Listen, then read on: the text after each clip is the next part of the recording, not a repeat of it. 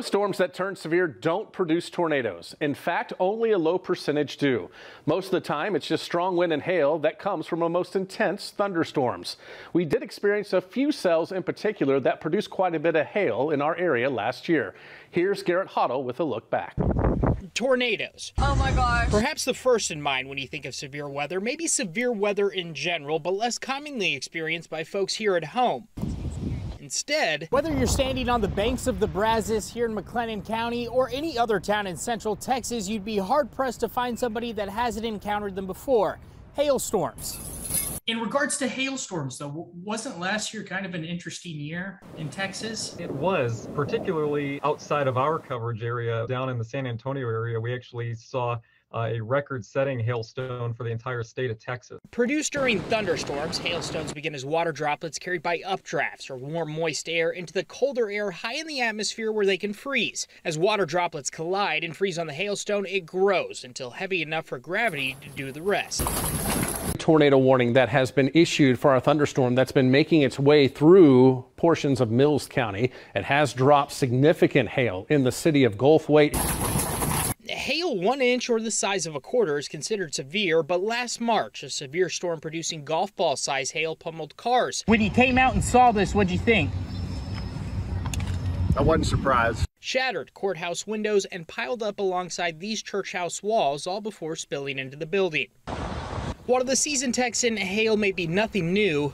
It was different in that just the amount of hail that fell when it started raining. Before you know it, there was 2 foot of ice outside. At times, the intensity can be. I've never seen anything like that. And of course, the damage always is. In April, a severe storm produced hail the size of a quarter to a baseball in Bryan College Station. Brazos County later declaring the week after a disaster of declaration to tap emergency funding for repairs. In the community of Marlin, scars of the damage from an intense hailstorm in May of 2020 are still visible on the buildings, and the memory of confusion and fear from that storm is fresh in the mind of residents like Rosa Romano Ramirez and Diane Melder. Very much. I remember it very well. Continuous hail, some golf ball size, brought down power lines and damaged nearly 90% of the buildings in town. Very scary. You didn't know whether you were going to survive this or not. With some storms, things can change quickly. It was here on Main Street in Marlin where one resident described the effects of that hailstorm as a transformation from a street to a river. The water was coming up over the sidewalks, and then you had all the hail floating in it, so it just looked like ice cubes everywhere. As the hail fell, some residents found themselves trapped in the grocery store without power. Some cut off from outside, others cut off from family. But as it always does, the storm passed. Some residents found their property did better than others. I had to replace my glass screen door. And perhaps in recovery is where we saw the community at its strongest. And it's just gratifying to work in such a community. From the weather spotters on the ground to the National Weather Service. Texas is a big target, right? So we're going to have a lot more storms than a smaller state. Emergency management coordinators. At the end of the day, a disaster happens locally, and it's up to the local community to pick ourselves up. To the meteorologist on the TV screen. Destruction across McLennan County into the heart of downtown Waco. Or the neighbor at home lending a hand in preparing before the storm or picking up after. You see how big even the tiniest Texas towns really are. In Central Texas, Garrett Hoddle, 25 News. Every year we get severe thunderstorms across the area, and one big culprit that comes from these thunderstorms is the threat of large hail. So as that thunderstorm grows, as we look inside the thunderstorm, we get the updraft, or that's air vertically moving up through the thunderstorm. That is pulling all the energy and moisture up into the storm. And the downdraft, that's that cool air that you feel coming out of a thunderstorm. And when we start to get a nucleus formed, and we start to get some supercooled water, that means water that's below freezing, but still in liquid form. Because of the violence of the updraft, we get that ball to go through that over and over again. And to support hail like that, quarter-size hail, to hold it up in the updraft, we need at least close to 50-mile-per-hour winds to support that before it falls to earth. If the updraft is close to 65 miles per hour, we can get golf ball size hail, baseball size hail, 81 miles per hour, and softball size hail. That updraft is moving at over 100 miles per hour.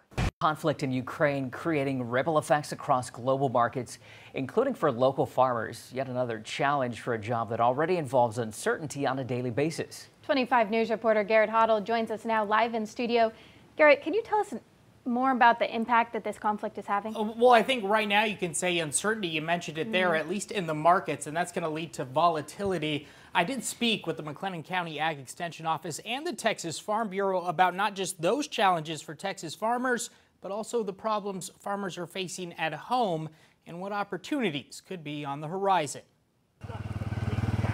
Perhaps it's the only job where the only constant is change and the only certainty is, well, uncertainty. Farming.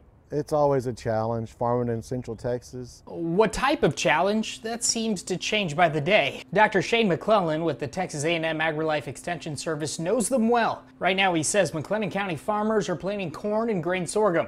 Corn really is our biggest crop in the county. We'll have 50 to 60,000 acres of corn and anywhere from 10 to 13,000 acres of grain sorghum. But weather-related challenges persist for multiple crops. Setbacks seem to stack up from the ground. As far as planting corn and grain sorghum, ground temperatures have just been too cool. To the sky. We can't get a rain to grow wheat. You know, our wheat's struggling right now. And right now, farmers aren't just seeing challenge or change outside their front door. It's on the TV screen on the other side of the globe. Ripple effects on Texas agriculture markets stemming from the ensuing conflict in Ukraine. Ukraine and Russia together account for about 30% of the world's wheat exports and then about 20% combined of the world's corn exports. Brant Wilborn of Texas Farm Bureau says since the first day of the conflict, commodity markets saw a dramatic increase. I think wheat's risen maybe 50% and then corn's risen about 15. An increase in commodity price also means higher input costs for farmers here at home. I heard a gentleman say that fear, ego, and greed will push the markets. We always talk about supply and demand, but fear, ego, and greed are all going on right now. A concern before the conflict over rising prices from fertilizer. So fertilizer prices have really gone through the roof this past year. Anywhere from 150 to 200% increases depending on the type of fertilizer utilized by the producer. To the more recent concern over the spike in price for fuel preside, and as the conflict continues, Wilborn says for now, uncertainty has led to market volatility. Predicting a future isn't easy. That's tough to say because there's a lot of factors. But if history is any indication, looking at the Texas farmer today, McClellan says you'll see they change as the world does. Now they're walking technical experts about seed, about fertilizer, about fuel. Efficiency is the key. You minimize costs, try to take advantage of any kind of gains they can make. And it's probably worth mentioning that despite the higher commodity prices or higher prices we're seeing at the grocery store, that's not necessarily transferring to the farmer. They're feeling the pinch from inflation just like we all are. Back to you guys. All right, Garrett. This morning, they are icons of the American West and symbols of Texas culture and the Texas Rangers, obviously. Their story bringing in millions of people to the Texas Ranger Hall of Fame and Museum in Waco every year. 25 News reporter Garrett Hoddle here now with a look at what's new at the museum. Good morning. Good morning, Joey. And it seems like when you talk to people, especially some of our coworkers that have been multiple times, it seems like every time you go, something's new. But the museum has actually got 15 new items that belong to a collection of a legendary lawman, Manuel Trezazes Gonzalez, his nickname Lone Wolf. He was the first Hispanic captain of the modern Ranger Troop and was such an incredible story. The family wanted to see his legacy preserved.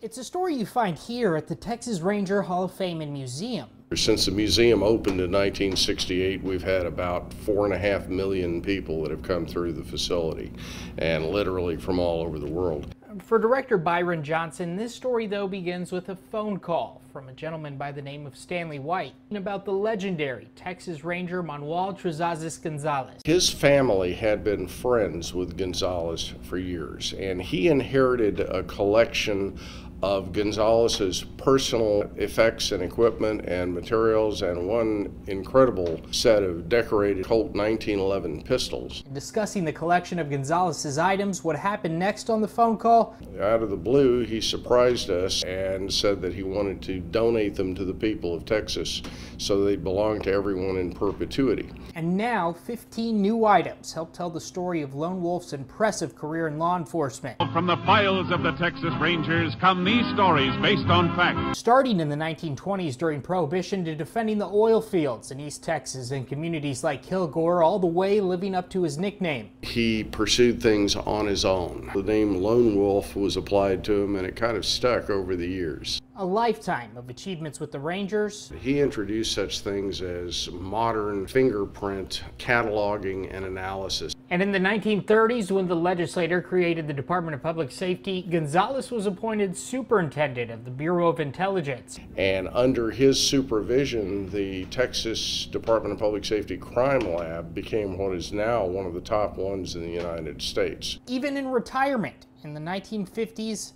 Presenting Joel McCrae in Tales of the Texas Rangers. He became a consultant to radio, television, and movies with 1950s television programs like Tales of the Texas Rangers. Captain Gonzalez, the Lone Wolf, first Hispanic captain of the modern Ranger Troop, one of the last of the Roaring 20s and Depression era, a star in law enforcement, and some would say in Hollywood, passed away in 1977. When this museum was founded, he was one of the last of the, you can say, old-time Rangers alive to see that. Just long enough to see this special place, one already with a wealth of action and culture, but made more rich, preserving his memory, his life, his story. And after his death in '77, the Rangers did elect him into the Texas Ranger Hall of Fame, which is a state memorial. Director Johnson reiterating he was a very consequential figure during what was a period of transition for the Rangers. He hopes folks come out to see this new collection.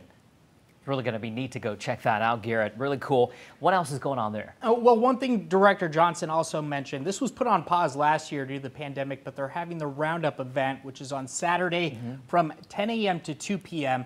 And this is for the kiddos, so I know a lot of them are on spring break, and there's going to be reenactors out there of Texas Rangers. Sounds like a whole lot of fun, and we know there's always a story at the museum. Got to go check it out. Good to see. All right, Garrett, thank you for that.